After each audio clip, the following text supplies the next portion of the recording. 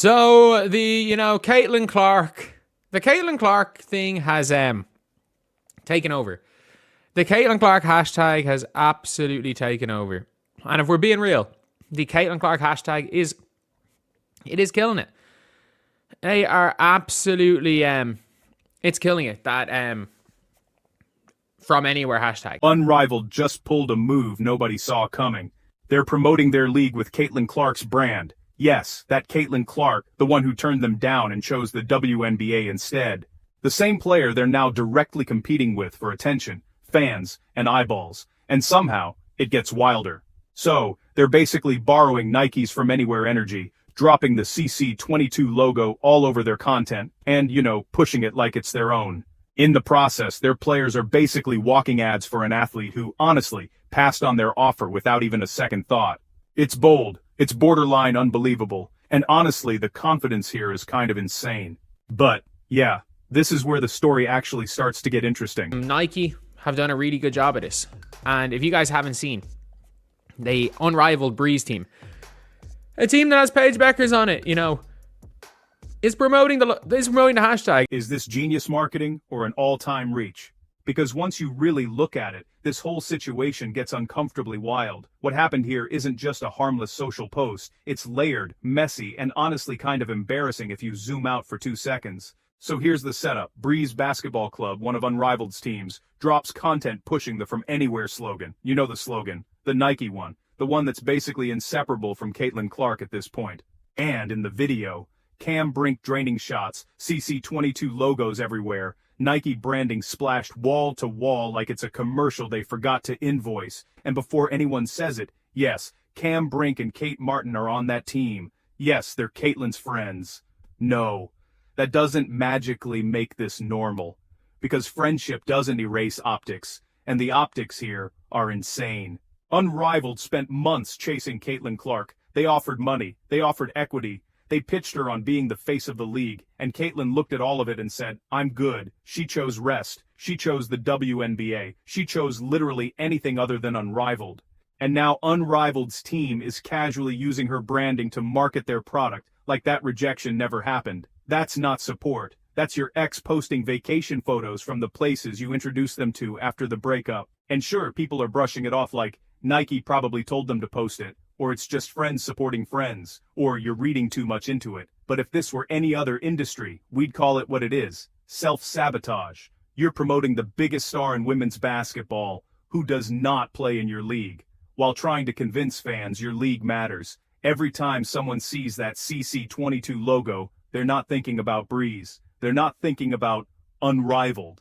They're thinking about Caitlin Clark, and specifically about the fact that she chose not to be there. That's the part nobody wants to say out loud.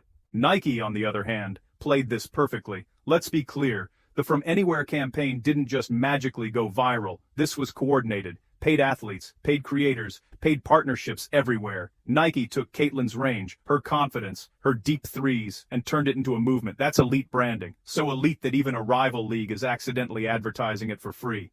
But that's exactly why this hurts Unrivaled. They're supposed to be the alternative. The fresh start, the league with its own identity. Instead, they're leaning on the WNBA's biggest star, a star who already said no, just to stay culturally relevant. That's not confidence, that's desperation with a smile. And it gets even messier when you factor in the WNBA itself. There's already tension about how much attention Caitlin gets compared to other players. Now you've got a competing league actively amplifying her brand while trying to position themselves as something different. Different how? Because, right now, it looks like piggybacking. Nike deserves credit for building a campaign so strong that even leagues Caitlin doesn't play in can't resist using it. That's power. That's influence. But for Unrivaled, this isn't a win. It's a reminder, to fans, to players, to everyone watching, that the biggest name in the game looked at them and walked away. And no amount of hashtags, logos, or it's just friends explanations can spin that into a good look. Instagram loved it. TikTok? Not so much. Nike's campaign hit harder where athlete worship already thrives, but in the land of raw virality, it never fully exploded the way they probably expected. That doesn't make it a failure, but let's stop pretending it became some unstoppable cultural movement. It was a polished, effective corporate campaign. And that's exactly why what Unrivaled did next is so wild. Because when Unrivaled jumped on that hashtag, they weren't hyping Caitlin Clark the player, they were boosting a Nike marketing machine. Every post, every logo flash, every reused slogan quietly added value to Caitlin Clark's brand, while Unrivaled got almost nothing back besides the illusion of being supportive. That's not collaboration, that's free labor. And yes, people will say this is overthinking it. They'll argue it's just friends backing friends. Kate Martin and Cam Brink can support whoever they want, and they should. That part is fine. But the moment the league's official account posts it, this stops being personal and becomes strategic. That's no longer friendship, that's branding. And strategically, it's shaky at best. Think about it. When Sabrina Ionescu's shoes were flying off shelves, did rival leagues rush to promote them? Did international organizations slap her branding onto their own content? Of course not. You build your own stars. You don't rent someone else's spotlight. Unless, apparently, you're unrivaled. Now add Paige Buchers into the mix, and it gets even messier. Paige is actually in Unrivaled. She's a centerpiece, a face of the league, and while her rivalry with Caitlin Clark isn't toxic, it's real, it's competitive. So what message does it send when the league promotes Caitlin's brand instead? Whether they mean to or not, they're saying, we still wish you were someone else. That's brutal, but it's also honest. No amount of we're all friends here changes the optics. Unrivaled had a choice. Elevate their own players or amplify someone who turned them down. They chose the latter, loudly, and the timing couldn't be worse. This league is brand new, first season. Zero margin for confusion. They need legitimacy, identity, and momentum. They need fans to believe they're a real alternative, not a side quest while waiting for the WNBA to come back. Instead, they spent that attention promoting the WNBA's biggest star. That's not how you position yourself as competition. That's how you turn yourself into a background character. What makes this even more frustrating is that Unrivaled didn't need to do this. They had everything: talent, money, a unique format, a strong narrative around player empowerment and off-season opportunity. There was a real story to tell, and instead of telling it, they hit copy-paste on Caitlin Clark's Nike campaign. That's not bold marketing, that's lazy.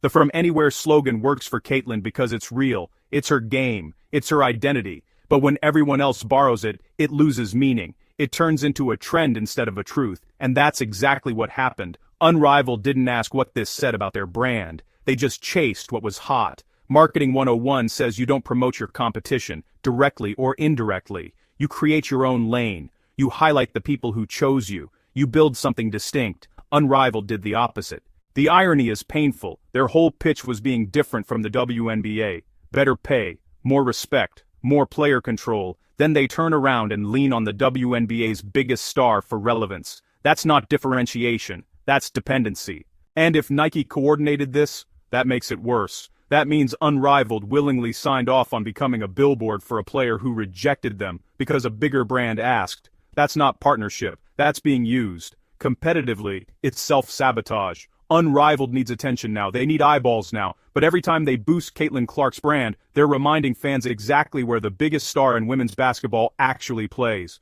Not with them.